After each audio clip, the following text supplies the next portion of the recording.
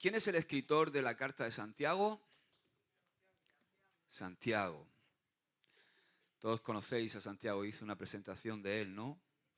Lo puse en sociedad hace unas semanas. Era el medio hermano de Jesús. Era el hermano que le seguía a Jesús. Jesús fue el primogénito. ¿Y a quién escribe Santiago su carta? A ver, un valiente. ¿A quién le escribe? James, sí, Santiago. Santiago es James en inglés. ¿A quién le escribe Santiago? Muy bien, Ginés. Le escribe a la iglesia. ¿Le está escribiendo a inconversos? ¿Le está escribiendo a gente que aún no conoce el Evangelio? No. Le escribe a la iglesia. Por lo tanto, la carta, los 5 capítulos de Santiago son para mí. Dile al que tienes al lado. Son para mí. Son para nosotros. No es para la gente que no conoce a Jesús. No es para la gente que no le ha entregado su vida a Jesús. Siempre es bueno que cuando estemos leyendo la Biblia sepamos quién escribe y a quién le escribe, porque eso nos ayuda a entender mejor el mensaje y a contextualizar la enseñanza. Entonces hoy, como no tenemos proyección, vamos a la vieja usanza, aunque algunos ya lo hacen así, desde hace mucho tiempo, ¿verdad? Es costumbre traerse la Biblia e ir buscando los textos como lo hacíamos antes. Así que te invito a que vayas a tu Biblia, si trajiste Biblia, a Santiago capítulo 2, versículo 14 en adelante.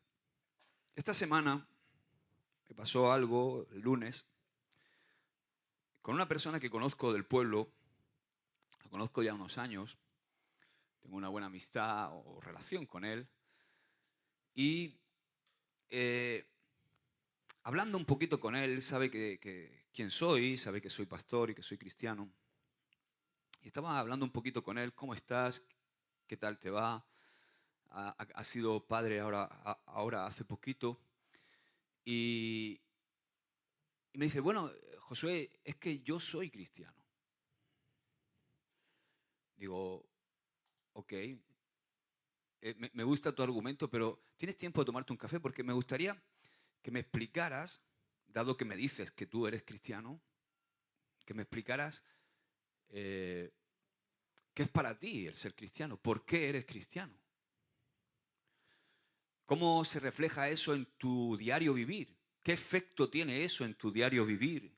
El ser cristiano, ¿cómo afecta eso tu cosmovisión de las cosas? ¿Cómo afecta eso lo que tú haces en tu día a día? Y ahí es cuando se quedó. ¿Habéis visto? Mi hijo, que es informático, hay un momento que el ordenador peta, ¿no? ¿Y qué pasa? ¿Qué sale en la pantalla? Se queda y dice error, no sé qué. No señal, ¿no? Ahí es cuando él se quedó como un poco, perdón, no entiendo tu pregunta. No, tú me dices que eres cristiano. Ahora, yo te conozco, sé tu forma de vivir. Algunas veces me has dicho cosas como que, bueno, de vez en cuando echar una canita al aire fuera del matrimonio no hay ningún problema, o hacer uso de determinadas sustancias, o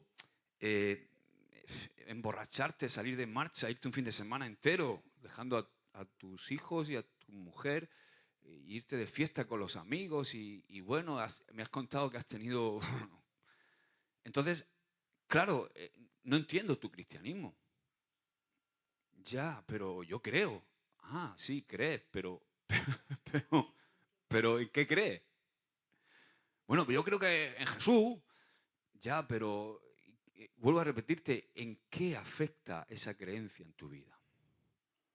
¿Qué impacto tiene esa creencia en tu vida? No, pues yo de pequeño, mi madre, mi padre, pues claro, y creo que es algo que me hizo reflexionar, ¿no? Y precisamente estamos estudiando la carta de Santiago y me pongo a leer el capítulo 2, ¿no? Parece ser que esto ya era un problema también en la primera iglesia. ¿Qué hacer cuando tenemos una fe que no funciona? Es el título de esta enseñanza. ¿Qué hacer cuando la fe no funciona? O sea, ¿qué quiero decir con que no funciona? Tú me estás hablando que tienes una fe en algo que no funciona en tu vida, que no lo veo en tu vida.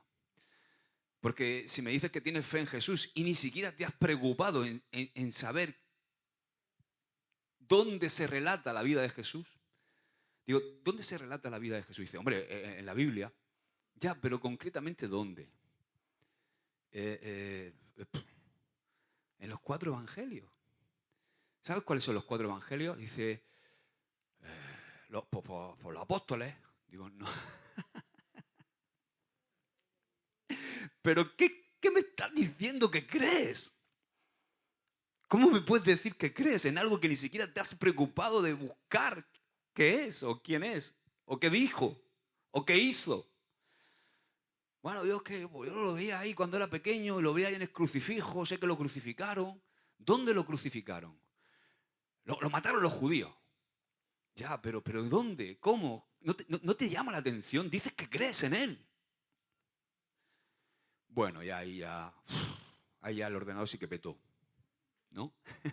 Lo quiero mucho y no pensaros que... Pero ya llega un momento que cuando desarrollas una amistad con alguien tienes que meterlo en estos aprietos, con mucho amor, con mucho tacto, pero hacerle reaccionar a la gente, decir, oye, ¿qué me estás contando? ¿Cómo que eres cristiano? A ver, explícame esto de que eres cristiano. Entonces, ¿puede existir una fe que no funciona? ¿Una fe que es una fe irreal, que no es real? ¿Qué hacemos cuando existe una contradicción entre nuestra fe, lo que decimos creer, y nuestro estilo de vida? ¿Qué hacemos en ese momento? Y aquí vamos a Santiago. Vamos a leer Santiago capítulo 2, verso 14 al 26. Dice, hermanos míos, ¿de qué aprovechará si alguno dice que tiene fe y no tiene obras? ¿Podrá la fe salvarle? Y si un hermano o una hermana están desnudos y tienen necesidad del mantenimiento de cada día, y alguno de vosotros les dice, id en paz, calentaos y saciaos, pero no les dais las cosas que son necesarias para el cuerpo, ¿de qué aprovechará? Así también la fe, si no tiene obras, es muerta en sí misma. Pero alguno dirá, tú tienes fe, y mi fe por mis obras. Muéstrame tu fe sin tus obras, y yo te mostraré mi fe por mis obras. ¿Tú crees que Dios es uno? Bien haces. También los demonios creen y tiemblan. Mas, ¿quieres saber, hombre vano, que la fe sin obras es muerta? ¿No fue justificado por las obras Abraham, nuestro padre, cuando ofreció a su hijo Isaac sobre el altar? ¿No ves que la fe actuó juntamente con sus obras y que la fe se perfeccionó por las obras? Y se cumplió la escritura que dice, Abraham creyó a Dios y le fue contado por justicia y fue llamado amigo de Dios. Vosotros veis, pues, que el hombre es justificado por las obras y no solamente por la fe. Asimismo también Rahab, la ramera, no fue justificada por obras cuando recibió a los mensajeros y los envió por otro camino. Porque, escucha el 26, porque como el cuerpo sin el espíritu está muerto, así también la fe sin obras está muerta. Hace un tiempo, y cuando estaba escribiendo esto, recordé este artículo que leí sobre un libro, que por cierto me gustaría leer, pero es un libro de principios de este siglo, escrito por 2 periodistas cristianos, James Patterson y Peter King, y ellos hicieron una macroencuesta, una encuesta monumental en la que se basó su libro. El título del libro es El día que Estados Unidos dijo la verdad. Es un libro que toca muchos aspectos de Estados Unidos a principios del siglo pasado, de este siglo, creo que es de 2005, 2004, y presenta la opinión de los estadounidenses sobre muchos temas, entre ellos la relevancia de sus creencias religiosas. ¿Por qué pongo de ejemplo esto? Porque Estados Unidos va mucho en cuanto a creencia en Dios, va bastante por delante de nosotros. O sea que si vemos el barómetro de cómo está Estados Unidos, imagínate cómo está Europa. Pero ellos hacen una observación muy, muy interesante. Hicieron una encuesta monumental y en un capítulo de ese libro titulado ¿Quién cree de verdad en Dios hoy día? Encontramos lo siguiente. dicen lo siguiente, dice, ¿qué está pasando en las congregaciones, en las parroquias y en las sinagogas en Estados Unidos? Y ellos dicen, hay aparentemente buenas noticias y malas. Dios está vivo, por supuesto que sí. Y además, Dios está activo. Pero hoy en día en nuestro país, cada vez menos gente está escuchando lo que Dios tiene que decir. Y entonces aquí va la encuesta. Dice, el 90% de los encuestados dijeron que realmente creen en Dios. Aquí también pasa mucho. Cada vez menos, por desgracia. Pero en un pueblo como el de aquí, rara vez me encuentro con alguien que me diga, no, yo no creo en nada. O yo soy ateo. No, yo creo. Aquí en Estados Unidos parece ser que el 90% de los estadounidenses en 2005, que es cuando se hizo esta encuesta, dijeron que realmente creen en Dios. Así que sería lógico pensar que Dios es un factor importante en Estados Unidos, ¿verdad? Sin embargo, dicen ellos que cuando profundizaron en sus preguntas, llegaron a una conclusión muy diferente. ¿Por qué? Dice, en todas las regiones de Estados Unidos, cuando preguntamos a las personas cómo toman sus decisiones sobre lo que está bien o lo que está mal, encontramos que simplemente no tienen en cuenta a Dios para ayudarles a decidir sobre asuntos morales y fundamentales en su vida. Para la mayoría de la gente, Dios no tiene un papel relevante en una larga lista de cuestiones importantes, incluso para asuntos que están relacionados con su propia iglesia. La mayoría no busca la dirección de Dios para responder a ninguna de estas cuestiones y ni siquiera conocen la posición de Dios con respecto a temas importantes en su vida. Solo 1 de cada 5 personas consulta a un pastor, a un clérigo, a un sacerdote o a un rabino en cuestiones personales de su vida. La mitad de los encuestados no ha asistido en Estados Unidos a una reunión al menos en 3 meses. Si lo extrapolas aquí, dice, 1 de cada 3 no ha ido a la iglesia en más de un año. Pero estamos hablando de gente que dice que es cristiana. No sé si entiende, ¿verdad? Ahora, Charles Colson, un extraordinario hombre de Dios, observa el impacto de esta fe superficial en nuestras iglesias hoy en día y dice lo siguiente: la gente revolotea buscando lo que se acomode a su gusto. Es lo que algunos han llamado la mentalidad Mac Iglesia. Hoy puede ser un Big Mac de McDonald's, mañana puede ser una ensalada del Burger King o tal vez pasado mañana un maravilloso latte macchiato de Starbucks. Consumimos todo, incluso consumimos lo de Dios. Nos hemos convertido en consumistas espirituales que no están interesados en lo que la iglesia representa, sino en satisfacer su anhelo cuando a él le apetece o cuando a ellos les apetece. Buscando la satisfacción que la iglesia puede brindar. El resultado es una era de espiritualidad a gusto del consumidor, como si de un buffet se tratara. ¡Wow! Nosotros no somos eso. ¿Amén? ¿Sí o no? No.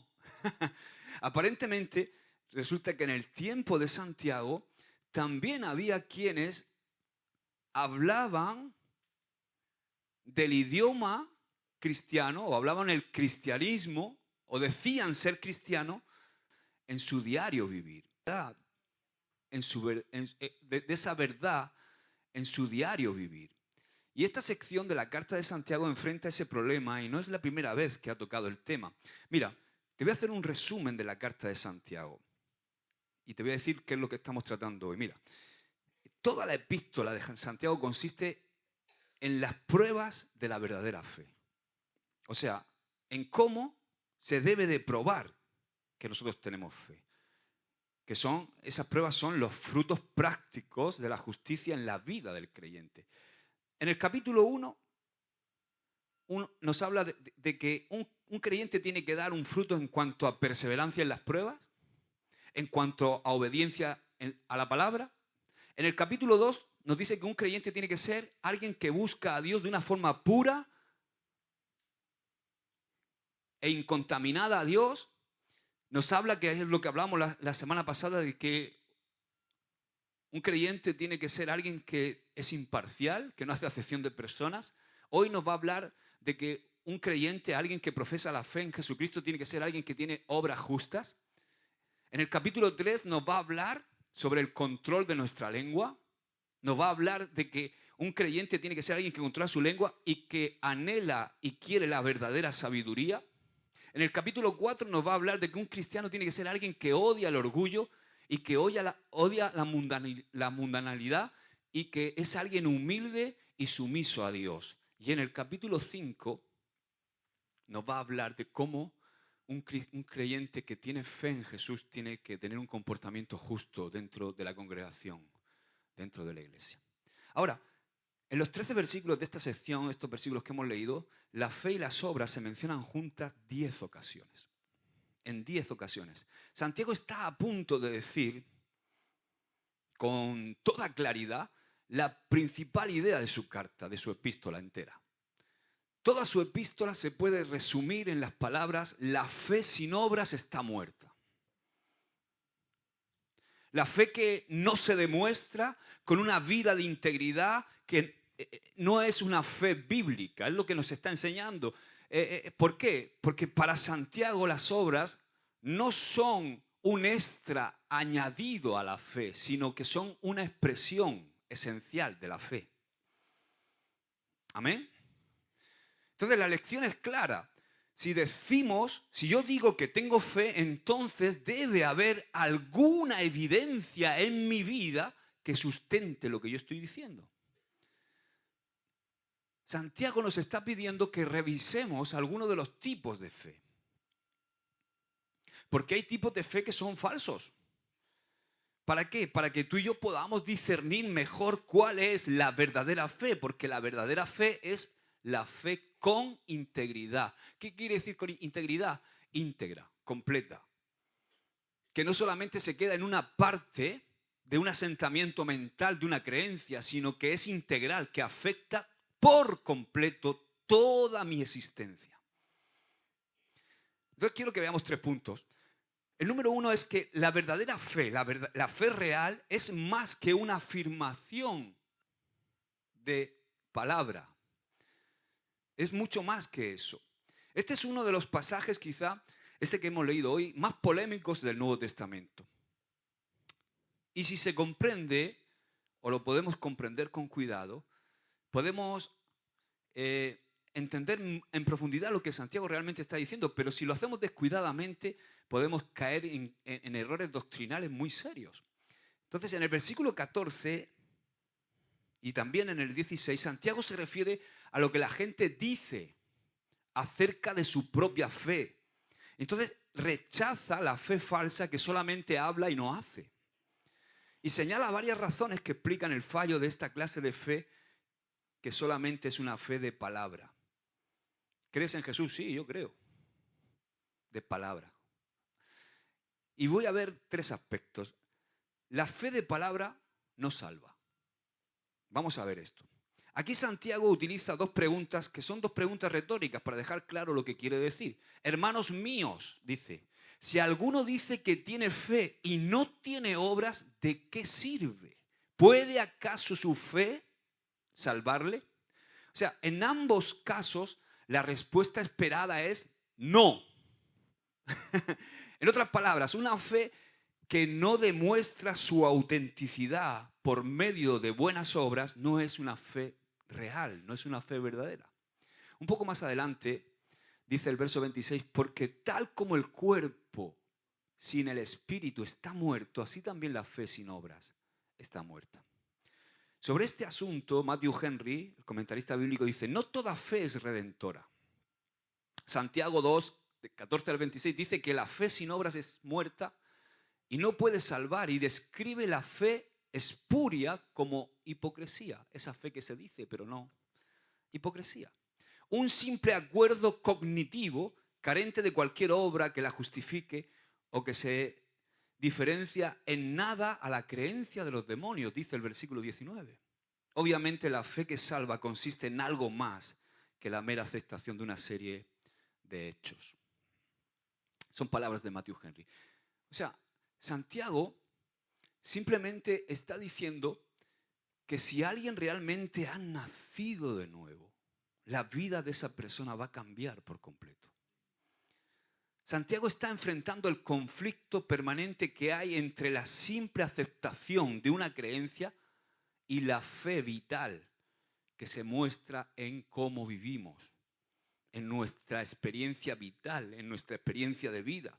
Lo que Santiago y todos los que están cerca de Cristo simplemente no pueden hacer en palabra, pero sin hacer una gran confesión, una gran profesión con palabra, pero sin producir una acción constructiva.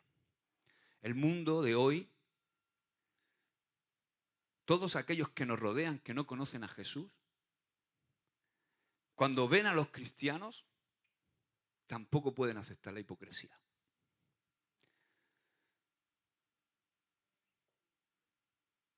Decía Gandhi, ¿sabéis quién era Gandhi?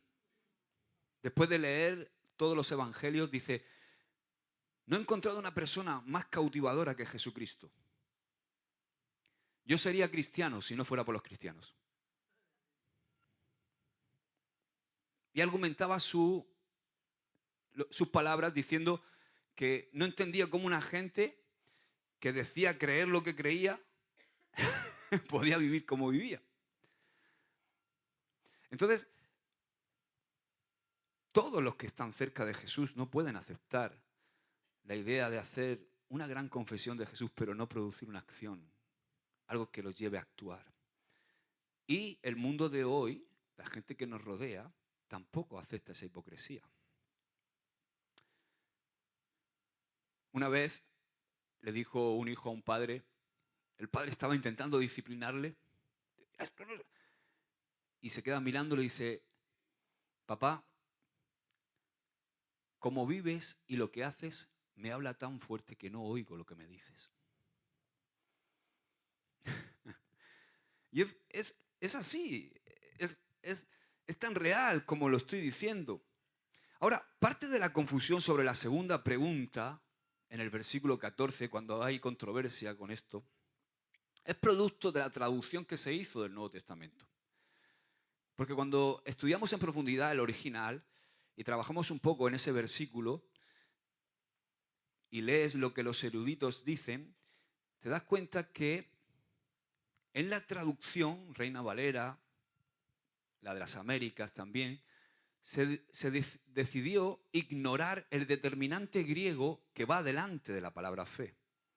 O sea, en otras palabras, lo que realmente dice el texto no es ¿puede la fe salvarle?, sino ¿puede ese tipo de fe? ¿O puede esa fe salvarle? ¿Entiendes, verdad? O sea, Santiago no está contradiciendo a Pablo, como muchos han pensado, ¿no? Ni está creando una nueva doctrina o una nueva manera de hallar justificación en Dios a través de las obras, como se ha pensado muchas veces. No. Lo que Santiago quiere decir es lo siguiente: si un hombre dice que tiene fe y ésta no se demuestra por medio de sus actos, ¿puede salvarle ese tipo de fe? ¿Es realmente esa una fe genuina? ¿En qué ha puesto realmente su fe? Porque si tú has puesto tu fe en Jesús y no produce nada en ti, tienes que cuestionar si realmente es fe.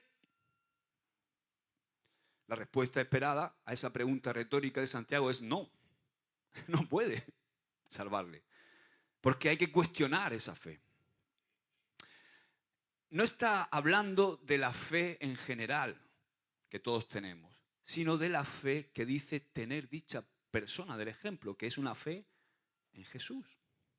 Alexander McLaren hace una observación muy válida cuando escribe: la gente que menos vive sus creencias es, paradójicamente, la gente que habla más alto sobre sí misma. Es paradójico, dice él, pero la parálisis que afecta a sus manos no interfiere en su lengua.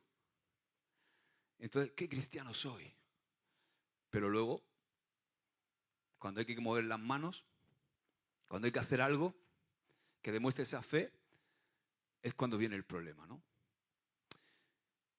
El segundo aspecto es que la fe de palabra, esa fe que se profesa pero que no se vive, es una fe que no sirve. No digo que no vale, sino que no sirve a nadie, que nunca va a servir al prójimo. Y es el problema que afronta Santiago ahí. Como la fe de palabra no tiene poder de salvar, tampoco es capaz de servir al mundo que rodea. O sea, Santiago usa de nuevo un ejemplo provocador para reforzar lo que está diciendo al relatar una pequeña parábola que para muchos representa algo que ocurría comúnmente en la iglesia del primer siglo. Santiago pide a sus lectores que se imaginen una situación en la que se encuentran a un hermano o una hermana que está pasando por necesidad, que no tiene comida, que no tiene ropa, y esta persona llega a la casa del creyente, de su hermano en Cristo, y le dice, oye, ayúdame, mira mi situación. Y entonces esa persona que dice que es cristiana, en lugar de ayudar, lo que hace es, vete en paz, caliéntate y sáciate. Pero no lo deja ni pasar a la casa. ¿Entiendes, verdad? Entonces, esto es algo que vamos a buscar. Vente a Primera de Juan. Mira lo que dice Juan en su primera carta. Primera de Juan 3. Esto hace tiempo que no lo hacíais, ¿eh?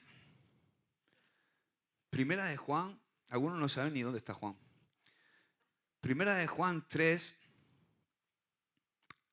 Esos no han venido. Los que no saben dónde está Juan no han venido hoy. 17 dice lo siguiente. Pero el que tiene bienes de este mundo y ve a su hermano tener necesidad y cierra contra él su corazón, ¿cómo mora el amor de Dios en él? Dice el 18, hijitos míos, no amemos de palabra ni de lengua, sino de hecho y en verdad. De modo que si la fe no se expresa en un estilo de vida, entonces, según lo que estamos leyendo, hay una vez no sea una fe real. Hay una sátira que leí también hace un tiempo que me gustó y me ayudó a entender esto de Santiago y espero que a ti también te ayude. Dice así esta sátira, es de un anónimo. Dice, tuve hambre y formaste un club humanitario para discutir mi problema. Estuve en prisión y te retiraste silenciosamente a tu linda iglesia para orar por mi liberación. Estuve desnudo y en tu mente dudaste de la moralidad de mi apariencia. Estuve enfermo y tú te arrodillaste para agradecerle a Dios que tú no estabas enfermo. Estuve desamparado y me predicaste sobre el refugio espiritual del amor de Dios. Estuve solo y me dejaste para irte a orar por mí. Parecías tan santo, parecías tan cercano a Dios, pero todavía estoy hambriento, solo, enfermo y con frío. Bonhoeffer fue pastor, mártir, espía en la Segunda Guerra Mundial. Él escribió algo sobre esto similar. Dijo, el hambriento necesita pan, el indigente, habitación, el privado de derechos, derecho, el aislado necesita sociedad, el indisciplinado necesita orden, el esclavo necesita libertad. Y dice él, sería una blasfemia contra Dios y contra el prójimo dejar hambrientos a los que sufren hambre, porque precisamente la necesidad del prójimo toca muy de cerca el corazón de Dios. Por el amor de Cristo, que pertenece tanto al hambriento como a mí, partimos el pan con él, compartimos la habitación. Si el hambriento no llega a la fe, fíjate lo que dice, la culpa recae sobre los que le negaron el pan. Proporcionar pan al hambriento es preparar el camino para la venida de la gracia al corazón del hambriento. Amén. El tercer aspecto es que la fe de palabra no sobrevive.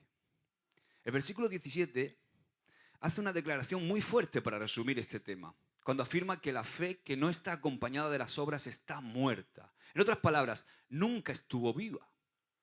¿Por qué? Porque le falta el fruto.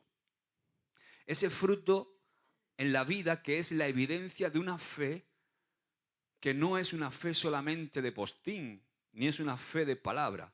James Adamson dice, aunque tiene forma, él es un comentarista muy famoso y que hace un comentario extraordinario sobre James, sobre Santiago, dice, aunque tiene forma, a esta fe le falta fuerza. Externamente no es operativa porque internamente está muerta. Santiago 2:18 dice que tú y yo tenemos derecho de ver la evidencia de una fe genuina. O sea, que yo, de alguna manera, si tú me dices que tienes fe en Jesús, yo tengo derecho a que yo vea las evidencias en tu vida para juzgar si realmente tienes una fe verdadera y auténtica. Jesús dijo lo mismo. Acompáñame ahí rápido a Mateo, capítulo 7, en el Sermón del Monte, versos 16 y 21 dice, son palabras de Jesús, por sus frutos los conoceréis. ¿Acaso se recogen uvas de los espinos o higos de los abrojos? Así todo buen árbol da buenos frutos, pero el árbol malo da frutos malos. Dice el 18, no puede el buen árbol dar malos frutos, ni el árbol malo dar buenos frutos. Todo árbol que no da buen fruto es cortado y echado en el fuego. Así que por sus frutos los conoceréis. Y termina diciendo, no todo el que me dice Señor, Señor, entrará en el reino de los cielos, sino el que hace la voluntad de mi Padre que está en los cielos. Podemos decir, Jesús es mi Señor, pero si no hago la voluntad de mi Padre que está en los cielos, dice Jesús, puedes hincharte a decirlo. Como este chico. No, yo soy cristiano. Pero por tus frutos, sí, por el fruto se conoce al árbol, ¿verdad? Incluso, fijaos, quizá alguien Martín Lutero dijo que de la carta de Santiago que era una carta de paja, porque él no interpretó bien y pensaba que Santiago de alguna manera estaba diciendo que nos teníamos que ganar la salvación por obras, ¿no? Pero Martín Lutero, que muchas veces se le menciona, ¿no?, como enemigo de las enseñanzas de Santiago, escribió lo siguiente. Mira lo que dice.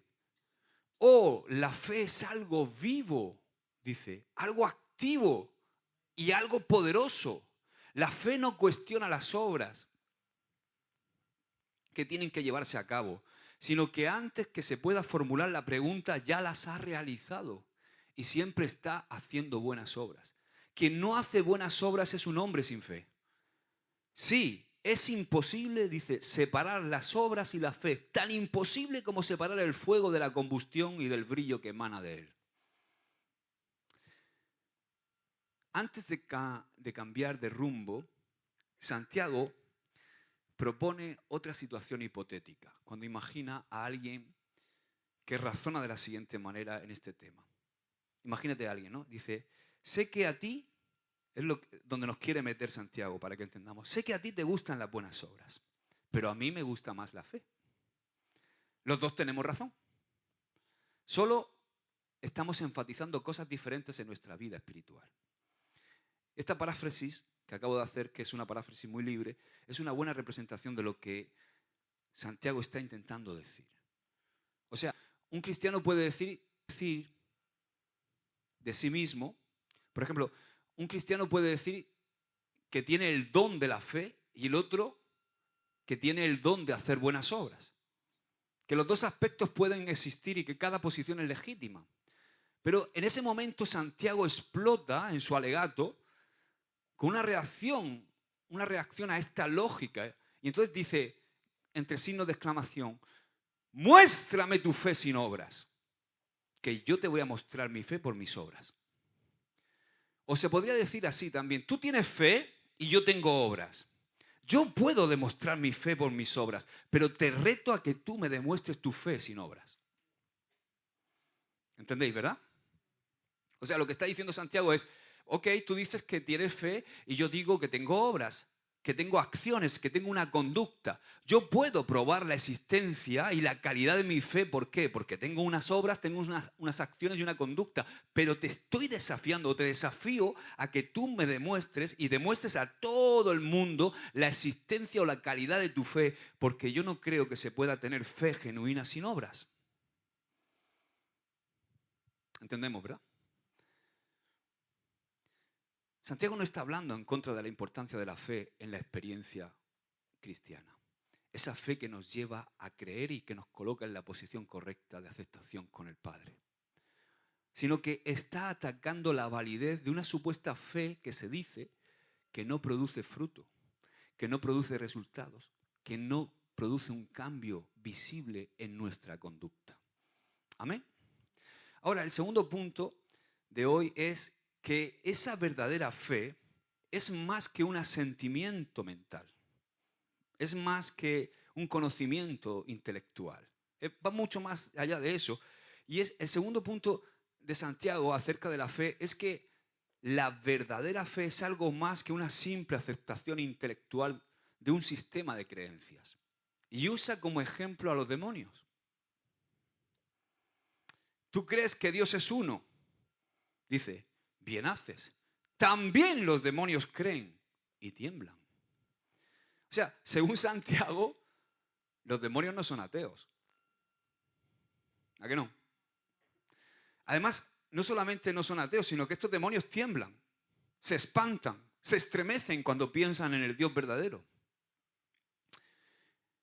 Y seguro que todos hemos visto en el Evangelio, como todos sabemos, vemos durante su ministerio a Jesús en la tierra, se encontró gente poseída por demonios. Los discípulos también se encontraron gente poseída. Y es interesante ver la reacción de los demonios cada vez que se encontraron con Jesús, ¿verdad? Estos demonios siempre reconocieron, ahí pues, no sé, por ejemplo en Mateo 8:29, en Marcos 1:24, en Marcos 5:7, en Lucas 8:28, en Hechos capítulo 16, verso 17, ahí vemos cómo estos demonios siempre reconocen la divinidad de Jesús y le hablan con respeto. O sea, estos demonios fueron sinceros en cuanto a su creencia, ¿o no? ¿Pero eso fue suficiente? O sea, por ejemplo, en la historia del endemoniado gadareno, está ahí en Marcos 5 y también está en Lucas 8. Ahí tenemos un ejemplo claro de esa fe que profesaban los demonios. O sea, estos espíritus sobrenaturales y malignos que pretendían tomar posesión de las personas para atormentarlas, siempre que se encontraban con Jesús, confesaban la existencia y la omnipotencia de Dios, además de reconocer que Él era un enemigo real, que era el mayor enemigo que tenían. Sin embargo, la fe de los demonios no transforma su carácter, ni su conducta, ni cambia su futuro. ¿Entiendes lo que te estoy diciendo? O sea, esto me hace recordar a ese que me dice que es cristiano, pero que no tiene fe. Y yo puedo decirle, no se lo dije, tú sabes que los demonios también creen. Pero esa creencia que los demonios tienen no afecta su carácter, no cambia su conducta. ¿Qué quiero decir con esto? La creencia quizá puede ser correcta, pero el carácter puede seguir siendo malo.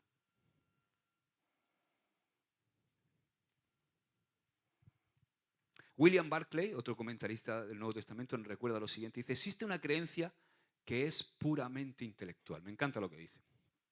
A ver si lo pillas. Por ejemplo, dice él, yo creo que el cuadrado de la hipotenusa de un triángulo rectángulo es igual a la suma de los cuadrados de sus catetos. Dice, si tuviera que comprobarlo, lo podría hacer. Pero no tiene nada que ver con mi vida. No tiene nada que ver con mi manera de vivir. Lo acepto, pero no tiene ningún efecto en mí. Pero existe, dice él, otro tipo de creencia. Creo que 5 más 5 suman 10. Por lo tanto, me niego en redondo a pagar más de 10 centavos por 2 barras de chocolate de 5 centavos cada una. ¿Me entiendes? Tú vas al supermercado, ¿esto qué vale? 5 euros, 5 euros, me llevo 2. Va a pagar y dice, 11 euros. Y dice, no. ¿Cómo? ¿Verdad? Porque la creencia de saber que 5 más 5 son 10 es algo que afecta tu diario vivir. Entonces se ponen a cobrarte 11 por 5 más 5 y dices tú, no. Y entonces termina él diciendo, también en mi vida y en mis actos. No solamente llevo esa información en mi mente, sino que también en mi vida y en mis acciones.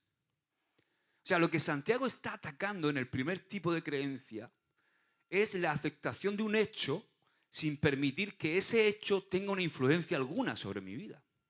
¿Entiendes, verdad? John Wesley, nadie mejor que él para ilustrar la inutilidad o esa fe inoperante del asentimiento mental, porque él fue un clérigo durante muchos años antes de tener un encuentro con la gracia de Dios que transformó completamente su vida. Fijaos, antes de ese encuentro con la gracia de Dios, John Wesley fue un clérigo y misionero que trabajó con todo lo que tenía, vendió todo lo que tenía para irse a Estados Unidos, memorizó casi todo el Nuevo Testamento en griego. Tenía una vida devocional disciplinada, todos los días se levantaba a la misma hora, buscaba al Señor. Como misionero, fue misionero a los indígenas americanos, dormía en el suelo. Dice, yo dormía en el suelo para incrementar mis méritos con la esperanza de ser aceptado por Dios. Pero, dice él mismo, después llegó ese célebre día en que confié solo en Cristo y no en mis obras para salvación. Y dice él, fue entonces que comencé una vida llena de buenas obras. Prediqué en la capilla de Oxford, prediqué en las iglesias, prediqué en las minas, prediqué en las calles, prediqué mientras iba a caballo, prediqué incluso en la tumba de mi padre, prediqué 42.000 sermones, recorrí un promedio de 7.200 kilómetros por año, viajé de 95 a 110 kilómetros diarios y predicaba 3 sermones de media al día. Y él dice, a los 83 años de edad, escribe en su diario, me asombro de mí mismo. Nunca estoy cansado ni de predicar, ni de escribir, ni de viajar. Aleluya.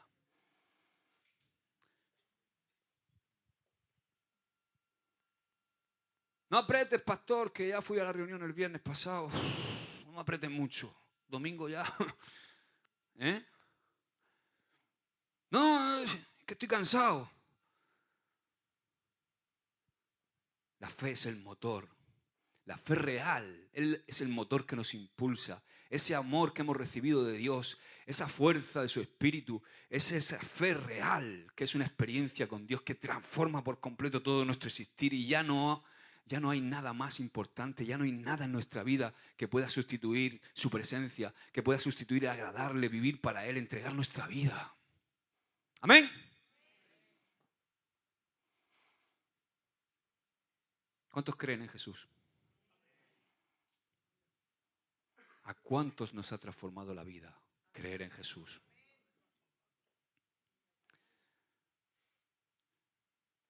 Por supuesto, sabemos que hay un camino, ¿no? Que es la santificación, pero vuelvo a repetir, por eso he empezado por ahí. Santiago le está hablando ¿a quién?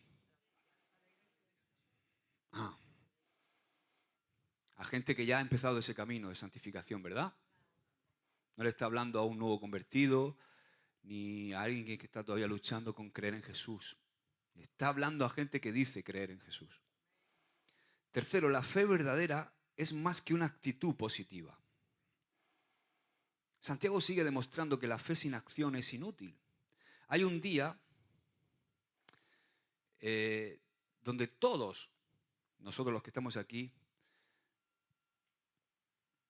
fuimos conquistados por el amor de Dios. El Espíritu Santo abrió nuestro entendimiento, pudimos entender la verdad redentora de Cristo, lo abrazamos. Y es normal que cuando llegamos a Cristo todo gira en torno a nosotros. porque venimos todos con extrema necesidad. Y no conozco muy poca gente que haya venido porque todo le va bien al Señor. Porque le va bien. A algunos quizás no le va mal en lo económico o no le va mal, pero tienen problemas con sus hijos, tienen problemas en su matrimonio. Siempre venimos a Dios por necesidad, porque el ser humano es, en cuanto tiene algo estable, se cree el centro del universo. Es nuestro pecado, creernos algo. Y pensamos que no necesitamos a Dios. Pero hoy en día hay muchos que han definido la fe como una actitud mental positiva. De hecho, se escribe mucho sobre esto, ¿no? Pero la fe es más que una actitud. La fe es una forma de accionar, es una forma de hacer, es una forma de vivir, es una acción. Según Santiago, la fe se perfecciona por medio de las obras. Y esto, por supuesto, no contradice la doctrina de Pablo de la justificación por la fe. Mumford George Goodke integra los conceptos de fe y obras al escribir lo siguiente. Dice, la fe tiene sentido cuando promueve la acción, porque sin acción es una fe inútil. Este es el principio básico de todo en todas partes y es verdad en todos los casos. Es verdad para un hombre que tiene que trabajar, es verdad para una persona, un chico que tiene que estudiar. Es así. Si decimos tener fe en algo y no hacemos nada al respecto, nuestra fe no vale de nada. La fe sin acción es inútil, termina diciendo. Y Santiago, fíjate que hemos leído aquí, menciona a dos personajes del Antiguo Testamento. ¿A quién? A Abraham y a Rahab, ¿verdad? Habla de Abraham, el patriarca. Fijaos quién era Abraham, ¿verdad? Porque, vuelvo a repetir, Santiago le está escribiendo a judíos que eran parte de la diáspora y eran los primeros cristianos, la primera iglesia.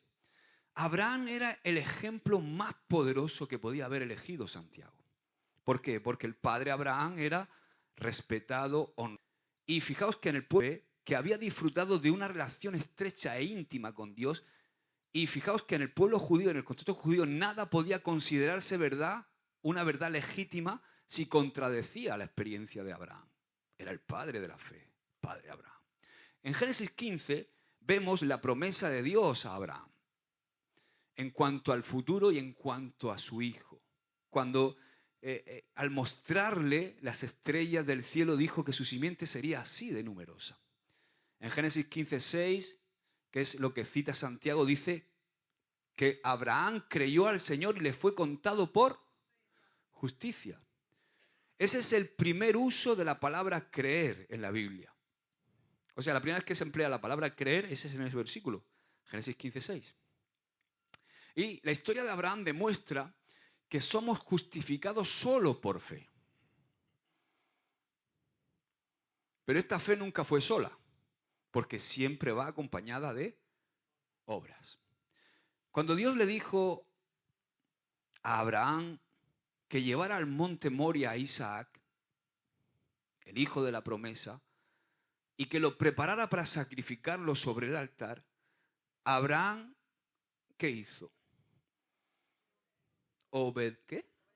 Obedeció. Abraham hizo lo que Dios le había mandado. ¿Cómo lo hizo? ¿Y por qué fue honrado Dios cuando Abraham hizo eso? Porque Abraham estaba mostrando su fe y su confianza absoluta en Dios en su vida. ¿De qué manera lo estaba mostrando? ¿De qué manera estaba mostrando Abraham esa fe? Viajando por 3 días hacia Monte Moria.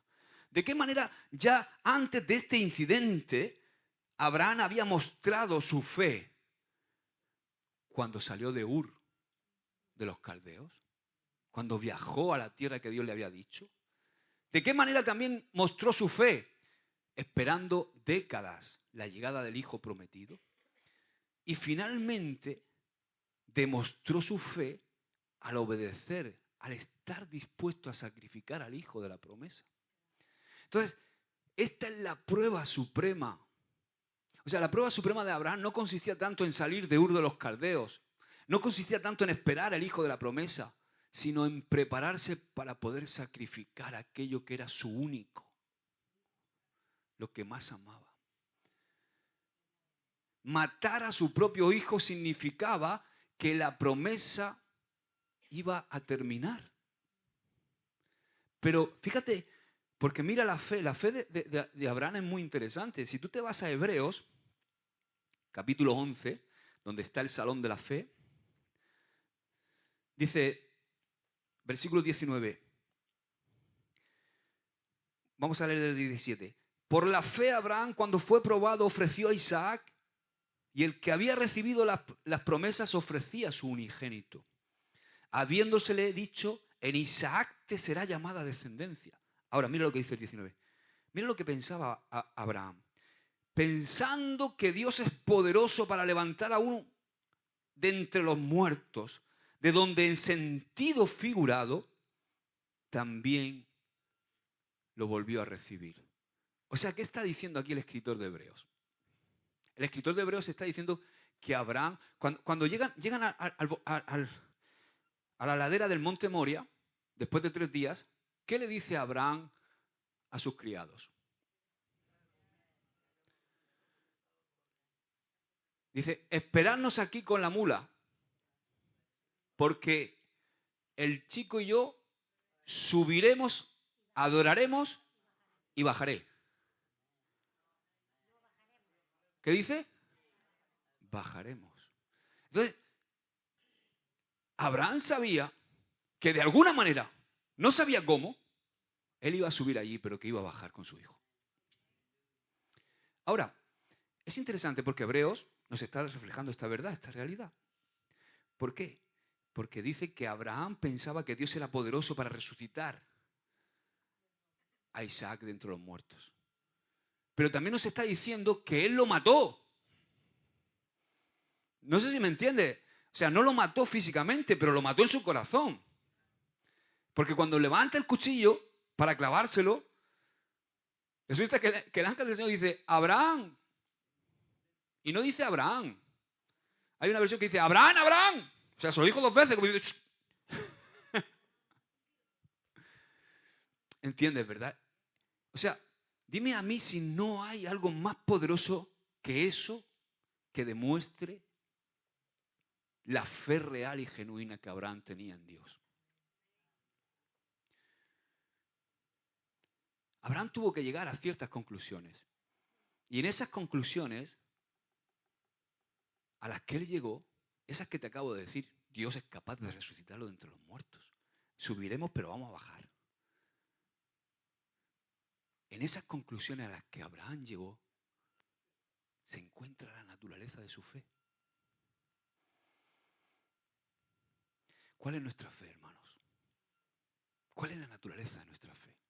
Ante cualquier cosa, ante cualquier adversidad, ante cualquier problema, cuando Dios nos está pidiendo obediencia en determinadas cosas en nuestra vida. En el pasaje de Génesis se nos dice que él creía que iba a regresar con Isaac de la montaña. Imaginaos que Abraham hubiera dicho, yo creo en Dios, como este que me encontré el otro día. Yo creo a Dios. Pero imagínate que Abraham no hubiera obedecido. Habría tenido una fe de asentimiento mental. Sí, Dios existe, pero en una fe verdadera. La diferencia estuvo en su viaje a la montaña. Esta frase es muy conocida, dice, realizar el sacrificio. Me encanta esta frase es muy conocida, dice, somos justificados por la sola fe, pero no por la fe que está sola. La declaración de Santiago sobre las obras a menudo se ha usado para ejemplificar las diferencias entre Santiago y Pablo. Aquí Santiago dice claramente que Abraham fue justificado por las obras y después cita Génesis para probar su punto de vista.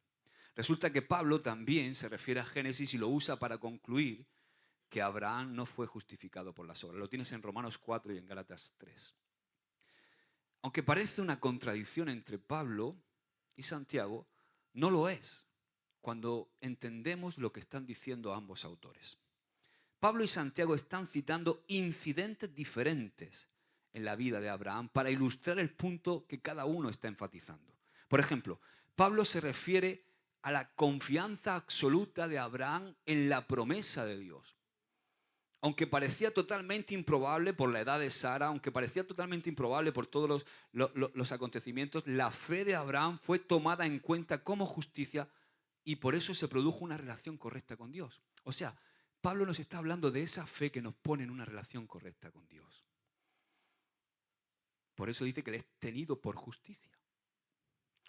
Santiago se refiere a la ocasión en que Abraham estaba preparado para sacrificar a Isaac, el hijo milagroso de la promesa en el monte Moria.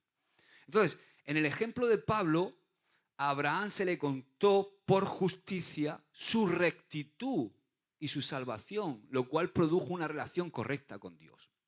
El ejemplo usado por Santiago, en ese ejemplo, Abraham demostró la naturaleza transformadora de su experiencia de estar en la relación correcta con Dios. No sé si me pilláis. O sea, Pablo está diciendo, la fe de Abraham lo puso en la relación correcta con Dios. Y Santiago está diciendo, esa relación correcta con Dios produjo su obediencia. ¿Entienden, no? O sea, no hay contradicción. La experiencia de su fe puso a Abraham en la relación correcta con Dios y esa relación correcta con Dios produjo en Abraham la fe auténtica a través de su obediencia. ¿Cómo sabemos esto? Porque Abraham obedeció. En otras palabras, Pablo está mirando el asunto desde la perspectiva celestial o de Dios y está asegurando que somos justificados en sentido legal o posicional, llámalo como quieras, y que la fe es la base de esa justificación, pero Santiago está mirando la situación desde la perspectiva de aquí, de la tierra, terrenal, humana, y está asegurándonos que las obras que se ven aquí son la evidencia ante todo el mundo que nos rodea de que hemos sido salvos y de que estamos en una posición correcta con Dios. No necesito obras para ser salvo, pero como soy salvo, tengo obras. Una fe que salva va a producir buenas obras. Dice Efesios, mira, Efesios 2, 8, 10. Mira, piensa en lo que estamos hablando y mira cómo arroja entendimiento a esto. Mira, verso 8. Porque por gracia, ¿es por obra? Por gracia sois salvos por medio de la fe. Y esto no de vosotros, pues es regalo, don de Dios. Dice el 9, no por obras, por si acaso no había quedado claro, para que nadie se gloríe. Pero mira lo que dice el verso 10. Porque somos hechura suya, creados en Cristo Jesús para fe. No para buenas obras, las cuales Dios preparó de antemano para que anduviéramos en ellas. Amén. Wow. Aleluya. Amén. O sea, las enseñanzas de Pablo y Santiago no son antagónicas. No se están enfrentando, todo lo contrario. Están hombro con hombro confrontando diferentes enemigos del Evangelio. Pablo está atacando la creencia de que las obras son necesarias para mi salvación. Y Santiago está atacando una fe verbal que habla y no produce cambios en la vida. Pero ambos están concordando, concuerdan en que las obras son la prueba de la salvación. No el camino hacia la salvación, pero sí la prueba de la salvación. No hay dudas, como algunos quieren imaginarse, ¿verdad? Entre las obras y la fe. No podemos, por medio de una buena obra específica, ganarnos la salvación. La acción nunca será un rival de la fe. No podemos ganar la bendición de Dios presentándole obras de nuestras manos al Señor, como creía, por ejemplo, Caín. Ese fue su gran error. La fe sola es el requisito de Dios, la única condición para justificar a un pecador. Y esa fe siempre va de la mano de la obediencia. Siempre da fruto. La fe genuina siempre da fruto. Una relación con Dios a través de la fe siempre transforma la vida. Y los hombres y las mujeres de Dios manifestamos la realidad de nuestra fe con nuestros hechos. La fe siempre encuentra su expresión en obra. pero obras de fe. No simplemente hacer el bien, ¿no? Porque eso es otra.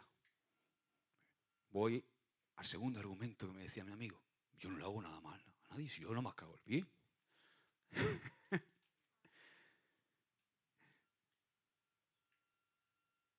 Hay que hacer, pero tienen que ser obras de fe, no simplemente hacer el bien. Y sabe, en cada caso Dios a nosotros nada de antemano para que nosotros caminemos sobre los cuales son esas obras en nuestra vida que dice que están predestinadas de antemano para que nosotros caminemos sobre ellas. Ahora, después de Abraham, dice que pone de ejemplo a quién. Ya termino con esto. A Rahab. El segundo ejemplo de fe es Rahab. No podría haber un mayor contraste, ¿verdad? Entre Abraham, el padre de la fe, y una ramera. Qué contraste, ¿verdad? Abraham es hebreo, llamado por Dios a convertirse en el padre de todos los creyentes. Rahab era una gentil, prostituta, habitante de una ciudad llamada Jericó, que estaba destinada a esa ciudad a la destrucción por el ejército de Israel. Como hombre, Abraham era el representante del pueblo del pacto con Dios. Rahab era una mujer únicamente conocida por ser prostituta. Abraham dio pruebas de su obediencia a Dios durante al menos 3 décadas. Rahab solo conocía al Dios de Israel de oídas, pero Rahab hizo algo muy importante y es mostrar su fe al identificarse a sí misma con el pueblo de Israel. Encuentra la historia, aunque Santiago vuelve a hacer otra pregunta retórica, ¿no? Al investigar sobre Rahab, pero en este caso implica una respuesta positiva. Dice, de igual manera, ¿no fue justificada también la prostituta Rahab, verso 25, por las obras cuando recibió a los mensajeros y los envió por otro camino? Claro, lo que Santiago no menciona en su declaración es el contenido de la fe de Rahab, porque ella había creído de verdad. Y eso lo podemos ver en Josué. Acompáñame a Josué. Capítulo 2, verso 9 al 11. Vamos a terminar aquí. Todos sabéis dónde está Josué, ¿no? Enfrente vuestro. No, ese Josué no, ya quisiera yo. Esa es la mitad de este. Dice el verso 9, palabras de Rahab. Sé que Jehová os ha dado esta tierra porque el temor de vosotros ha caído sobre nosotros y todos los moradores del país ya han desmayado por causa de vosotros. Porque hemos oído que Jehová hizo secar las aguas del Mar Rojo delante de vosotros cuando salisteis de Egipto. Y lo que habéis hecho a los 2 reyes de los amorreos que estaban al otro lado del Jordán, a Sehón y a Og, a los cuales habéis destruido. Ahora dice el 11, oyendo esto, ha desmayado nuestro corazón, ni ha quedado más aliento en hombre alguno por causa de vosotros. Ahora dice, porque Jehová, vuestro Dios, es Dios arriba en los cielos y abajo en la tierra. Oh. O sea, que la fe de Rahab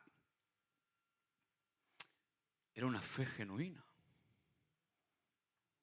Por su fe, Rahab entró en acción. ¿Cómo? Escondiendo a los espías que llegaron a espiar la ciudad. Y les aconsejó por dónde huir, arriesgando su propia vida. Por su fe activa fue liberada de la muerte cuando cayeron las murallas de Jericó. Vuelve conmigo a Hebreos 11, capítulo de la fe. Hoy sí, hoy me está gustando a mí esto. Voy a dejar de proyectarla. Ay, ay, ay. Ay, cómo se muestran las cosas que nos gustan, ¿eh?